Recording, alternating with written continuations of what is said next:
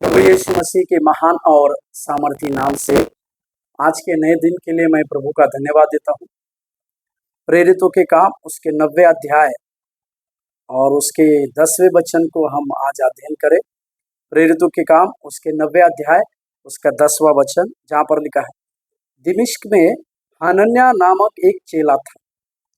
उससे प्रभु ने दर्शन में कहा, हे हनन्याह। उसने कहा, हाँ प्रभु। ये बाइबल में साउल को बनाने वाला एक सीक्रेट चेला के रूप में मैं आपको कहूँगा। जरूर हनन्याह के बारे में ज्यादा बाइबल में कई एक बातें नहीं लिखी गई है, परंतु इसका साउल के ऊपर जो आगे चलकर पौल बना, उसके ऊपर हाथ रखकर प्रार्थना करना, साउल का पवित्र आत्मा का अभिषेक प्राप्त करना और परमेश्वर की बातों को सुनकर उस व्यक्ति के पास चले जाना जिसके लिए सारे लोग डरते थे, ये सब बातों को हम जानते हैं। और ये हनन्याह उसी प्रकार का एक चेला था।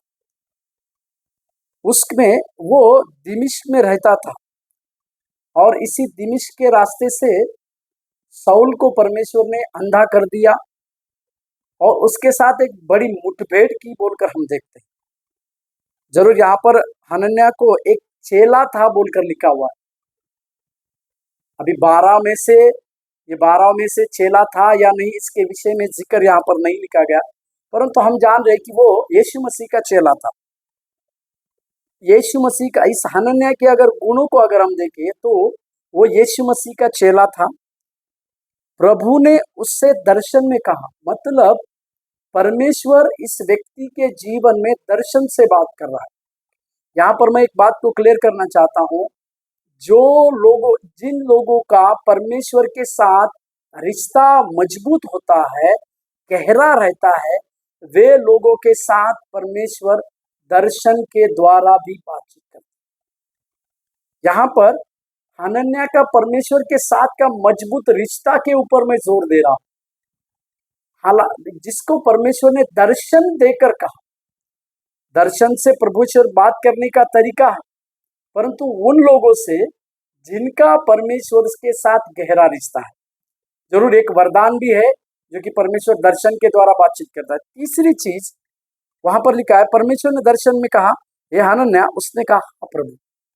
ये जो हनन्याह परमेश्वर को हाँ प्रभु जो कह रहा है, उसका एक बात थी कि ऐसा ही कई एक बार शायद परमेश्वर हनन्याह को स्वप्न में दर्शन दिखाया होगा। इसी के लिए हनन्याह परमेश्वर की उस आवाज को पूरी रीति से समझ पाया और उसने वही जवाब दिया जो जवाब उसके लिए था। यानी जो आवाज हनन्याह सुन रहा था, वो आवाज शायद कई एक बार सुना होगा। इसी के लिए उसने कहा, हाँ प्रभु। मेरे प्यारों, इस हनन्याह की बातों से हम ये बात को सीखें, चेला जब हम परमेश्वर का बनते हैं तो हमारा रिश्ता परमेश्वर के साथ और भी गहरा होना चाहिए, ताकि परमेश्वर हमसे उस दर्शन के रूप में भी बात करे और परमेश्वर की उस आवाज को हम पहचानने वाले भी बनने पाए। जिसकी आवाज, जो परमेश्वर की आवाज को हम पहचानते हैं, उस आवाज को पहचानने वाले बने, क्योंकि वचन में लिखा है, मेरी भेड़ें मेरा शब्द सुनती। आज सवेरे के समय में हम अपने आप को इस हनन्याह की तरह बनाएं और अपने जीवन की शुरुआत करें। प्रभु आपको आशीष दे।